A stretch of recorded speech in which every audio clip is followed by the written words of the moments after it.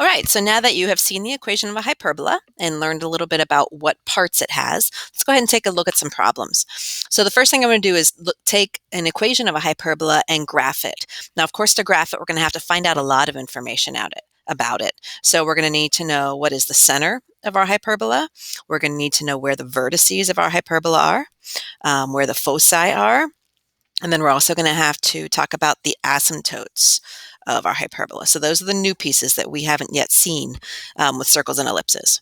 So the center should be just like you did with a circle and ellipse. We're going to pull out HK from our X and our Y. So center, let's say it's 2 for H and -1 for K. Now, to find the vertices of the foci or even the asymptotes, we need to recognize what A and B and then C are. So remember, in an ellipse, A squared was always the biggest denominator, but a hyperbola, it changes. It's all about what's first. So A squared is actually the first denominator here in our ellipse, or in our hyperbola. How about that? So A squared, I'm going to say, is 4, which means that A, or the distance to the vertices, is 2. And not only is A squared the first denominator, but the first variable, that fraction on top, or that variable on top, tells me which direction to go. Okay, so it's all about that first fraction. It tells us direction and it tells us A squared. So if A is 2, and I know I'm going to move sideways because X was first, then my vertices should be 2 right, so 4, -1, and 2 left, or 0, -1. Now I'm going to go ahead and start plotting these points as I go. So let's see, center was at 2, -1. Vertices were 2 right from that. There's the 4, -1, and 2 left, which would be 0, -1. Okay, so I know these are the branches of the hyperbola that's open sideways. Now for foci, I need to find C, or C squared. Remember, for hyperbolas, it switches. It's no longer A squared minus B squared like an ellipse. It goes to A squared plus B squared.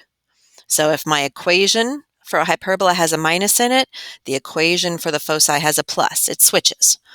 Okay, so A squared is 4, B squared is that second denominator, which is 16, which tells me that C squared equals 20. So C would be the square root of that, which I would expect you to simplify, of course. So square root of 20, I think, becomes 2 square root 5. And it's going to follow the same direction that the vertices did, which was sideways. So my foci, based from that center, would be 2 plus or minus 2 square root of 5, comma, -1. So it's just that X value that's being affected by the C's as we move sideways. Now I know, thinking about what that value is, square root of 20 is about 4.5-ish. So from the center, I'm going to go 4.5-ish one direction, 4.5-ish the other direction, and those would be my foci. So I can see the 5 points all lined up: focus, vertex, center, vertex, focus. Okay. Now, before I can draw the branches of my hyperbola in, I need to know how fat or skinny they are, and we determine that from the asymptotes. Now remember, point-slope form, we say y minus y1 equals m x minus x1. The point that we're using for x1, y1 is just our center point. So I can go ahead and start my equation as y plus 1, because I'm pulling in the -1 from my center, equals, I'm going to skip my slope for a sec, and then x minus the 2, because that again was the center. Do you notice that these are just our numerators, the y plus 1 and the x minus 2? And that will always happen. That's just our y plus k and or actually y minus k, and our x minus h. Now for the slope, that's when we're going to pull in a and b. Our slope is either b over a or a over b. But either way, I want you to think about it as rise over run. Because if my y variable is second, it's on top of b squared, right? And anytime we talk about the slope of a line, the y value determines the rise. So in this case, because b squared is under the y, that means my rise is b, which is the 4.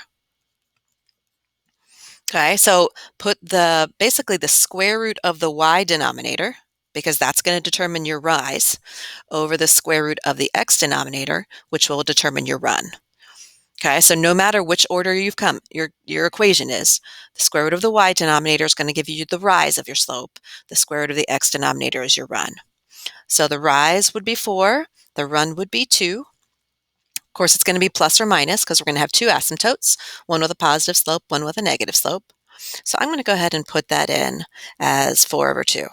And of course, we could simplify that and make that just 2 over 1. But in a second, I want to show you why I'm leaving it as 4 over 2. Okay, so back to our graph. We have all the 5 points that we needed. Now we just need to graph those asymptotes. They are going through the center. So I'm going to go ahead and go from my center, and I'm going to apply my slope. So my slope, as the 4 over 2, would go up 4, 1, 2, 3, 4, and over 2, over 2.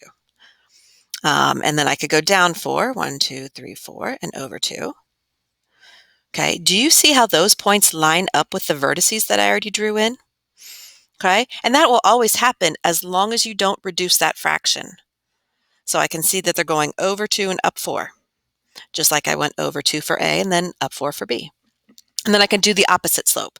So up 4, 1, 2, 3, 4, back 2, again, lining up with the vertice, and then down 4, over 2, again, lining up with the vertex. So we're almost creating like a little rectangle using the A and the B. All right, but now that I have that, and again, those are the slopes of my asymptotes, I can draw on these dotted lines showing the asymptotes. And remember, the branches of our hyperbola are sitting within them. So I can kind of see that the branches are pretty fat. They're going to go out close to those asymptotes and fill the space that I have created in that section. Okay, so again, x came first, showed me it was right and left. But again, when you're thinking about the slope of your asymptote, do the square root of the y denominator over the square root of the x, because we're doing rise over run. All right, now let's go a little backwards. Can we write the equation of this hyperbola?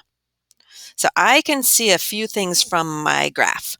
First off, I can see that this is a vertical hyperbola, and that tells me actually a lot. So if I set up my equation, always equals 1, because it's vertical, I know the y is coming first in my equation. So I can go ahead and put my y and my x in that order. I also know that the a squared will come first, because a squared is always first in the hyperbola. B squared will come second. Okay, so I know the general format of my equation. Now I just need to find some numbers. Now it looks like these equations are kind of icky. It looks like we can place the center here directly between the two branches and directly between the two foci. So I'm going to place my center at -2, 3. So the -2 would make it an x plus 2, and then 3 would make it y minus 3. Now what slowed me down a little bit is that it doesn't look like my a value is a whole number, which means it's pretty impossible to find. So I'm going to change this problem a little bit as you're watching it. I'm going to make these guys dip down and actually touch that point right there. So go ahead and change that, because otherwise we can't find what it is, right? But now if I cheat a little bit and change my graph, I can see that my a value would be 2. And I can also see that the distance from the center to the focus is now 3. And remember, that's C. All right, so in saying that a is 2, a squared would be 4. B doesn't really show up here because I don't have my asymptotes. I can't pick out their slopes. So I'm going to have to use my equation for C, so a squared plus b squared, to help us find B. So if C was 3, then I can say C squared is 9, a squared is 4, plus b squared means b squared must be 5.